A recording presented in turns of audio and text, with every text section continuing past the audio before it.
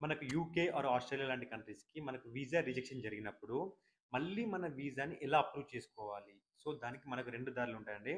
First one వచ్చేసి reapplication. Second one వచ్చేసి pre action protocol.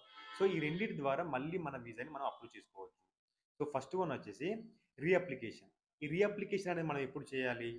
మనకొచ్చిన మన రిజెక్షన్ లెటర్‌లో వాళ్ళు మన మిస్సింగ్ డాక్యుమెంట్స్‌ని క్లియర్‌గా మెన్షన్ చేసినప్పుడు, ఆ మిస్సింగ్ డాక్యుమెంట్స్‌ని మనం కలెక్ట్ చేసుకొని సబ్మిట్ చేసి మళ్ళీ రీఅప్లికేషన్ చేయాలి. సో, అలా మనకు వీసా అప్రూవ్ అయ్యే ఛాన్సెస్ ఉంటాయి.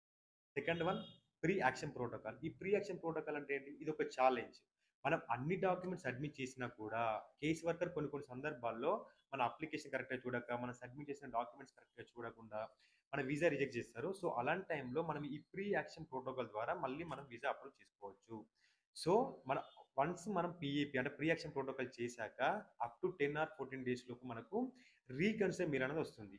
వన్స్ మనకు రీకన్సిడర్ మెయిల్ వస్తే మనకు 80-90% మన వీసా అప్రూవ్ అయ్యే ఛాన్సెస్ ఉంటది. సో, మీరు చేయాల్సింది ఏంటంటే, నేను డిస్క్రిప్షన్‌లో మెన్షన్ చేసిన ఆ నంబర్‌కి మీరు వాట్సాప్ త్రూ మీ రిజెక్షన్ లెటర్స్ పంపిస్తే, నేను మీకు రీఅప్లికేషన్ బెటరా? లేకపోతే ప్రీ యాక్షన్ ప్రోటోకాల్ బెటరా? అనేది నేను మీకు క్లియర్‌గా, ఫ్రీగా గైడెన్స్ ఇస్తాను.